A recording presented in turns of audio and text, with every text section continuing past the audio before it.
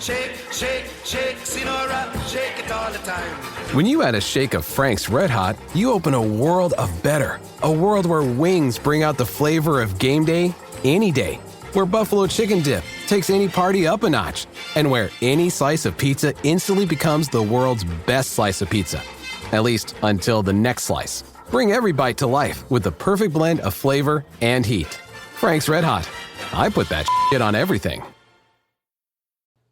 Good evening, and welcome to the Night Owl.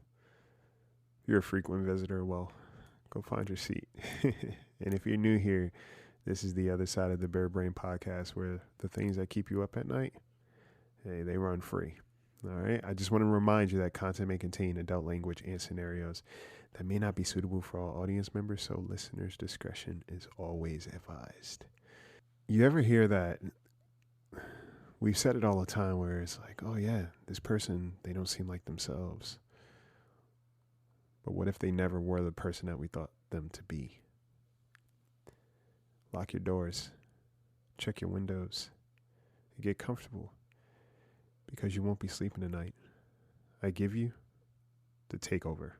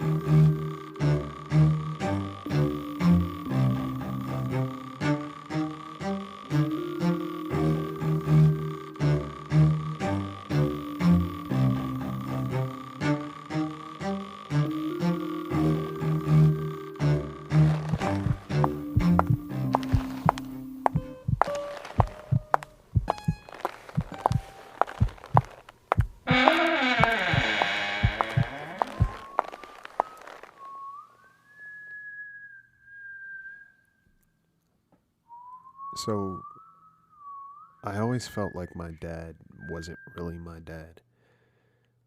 From a very young age. I guess it's a biological thing or maybe something deeper. I never said it out loud though. The man, he scared me. He wasn't mean or anything of that nature, but it just always felt like there was something a bit off with him. You know, energy is a real thing, and we all give it off. His just felt different to me, and no matter how much he tried to be nice and kind, it just always felt like a veil. Everyone loved him, though. I mean, I did too. Or maybe I feared him that much. I can't be too sure. Possession. It's a touchy subject, generally speaking. You know, some believe it to their absolute core and faith. Others laugh at it, and some default to just being mental health. And I don't know which table I sit at just yet. I mean, I saw The Exorcist, and I was more grossed out than scared. It baffled me that people said that this was the scariest movie they've ever seen. My mom getting mad was a scarier movie to me, to be honest. We learned about possession in my demonology course. And in theory, there could be some truth to it. I guess because if we are talking about energy, then the transfer of energy is a real thing. Or someone being someone else, then changing on a dime. Like, practically speaking, this can all be explained and validated. But it's different when it hits close to home, you know? You see, with my dad, I feel like there have been times where I just caught him spacing out, but talking to himself. It's not good to stare at people, bud. He told me that once, and he just gave me this big grin, and I froze. There have been times growing up where I'd hear the basement door creak open, and me being the curious kid I was, I'd sneak down and I'd hear talking. It was my dad, but it was also someone else. A much deeper voice and darker. I had got closer one of those nights to hear what they were saying, and the talking stopped. And I heard footsteps, but they sounded like a horse walking up the stairs, hooves more than feet. I ran upstairs that night back up to my room, and I jumped in my bed and I pretended to sleep as much as I possibly could. I shut my eyes as tight as I possibly could and made sure to stay completely still. But the whole time it felt like someone was standing at my door watching me sleep. And I was right. I opened my eyes just slightly so they couldn't tell whether my eyes were open at all. And I got a glimpse and I noticed it. It was my dad, but it was also not my dad. Even in complete darkness, the figure was darker than dark. And it took up my entire door frame. And it just stood there watching me. Eventually he walked away, but the footsteps were so heavy. I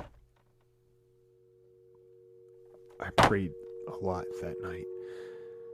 I prayed until I fell asleep, actually. The next morning my dad wasn't around, but we were running late for church. We went to church a lot growing up, but my dad would never come with us. I asked my mom why, and she said he always had work at home or he was just tired. There was always some excuse. No real explanation either. When I asked her why we always had to go to church, she said, because I said so. As I got older, I moved away from home and from my faith. Things just didn't make sense to me for a while. I still talk to my mom all the time, but my dad, not so much. At one point, I just chalked it up to, well, that's just how guys are, you know? And one night I was talking to my mom and I realized she always knew about my dad. She let it slip one night when we were talking. When they met, she said he had this magnetic energy to him and she felt like she was under kind of a spell. Her words, not mine. And after she had my siblings and I, she noticed something. She couldn't necessarily explain, but mother's intuition is always right. So she did the only thing she knew she could do. She made sure to get us all baptized. After that, she noticed he kept his distance in a lot of ways. He stayed in the basement or stayed in the garage. A lot of times he wouldn't even eat dinner with us. I remember the lights in the house were always kept very low. And I never understood why. I got used to it, but it was still weird. I will say being around my dad sometimes felt literally like I was standing next to an open oven. The heat radiating from this guy was absurd. But the night we'd been on the phone, she said my dad stepped out. She asked me if I still prayed, but she sounded worried. Like there was urgency to it. I asked if everything was okay, and she said, yeah.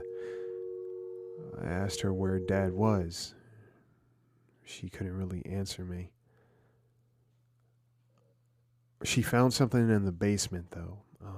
In the corner, it was a picture of us on top of ashes. The picture was of me, my mom, and my siblings. My dad wasn't in it. I told her I would come home since I didn't live far. She said it was okay and not to worry, but as she was saying that, the phone call disconnected. I tried calling back 1,000,000 times, but I couldn't get through. And that's when I heard those familiar footsteps. that I remember as a kid walking up to my door. Then the knocks came, and then the voice. It sounded like my dad, but how could that be possible? "Can I come in?" he said. It was my dad. Or the thing I feared was never my dad to begin with.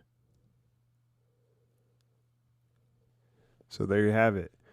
Tune in next week for another story to keep you up at night. And if you like what you're listening to, go ahead and leave a review. It's greatly appreciated. But in the meantime, you guys take care of yourselves, take care of each other, and sleep tight. 92% of households that join Peloton early in the year are still active a year later. Yeah, if you like cycling to EDM. Not just EDM. Try cycling to Broadway hits, take a scenic hike in Iceland on our treadmill, or roll to some 80s jams. Because I have so much free time. Whether you have 30 minutes or just 5, Peloton can fit any schedule. 92% stick with it. So can you. Try Peloton tread, row, or bikes risk-free with a 30-day home trial. New members only. Not available in remote locations. See additional terms at onepeloton.com/home-trial.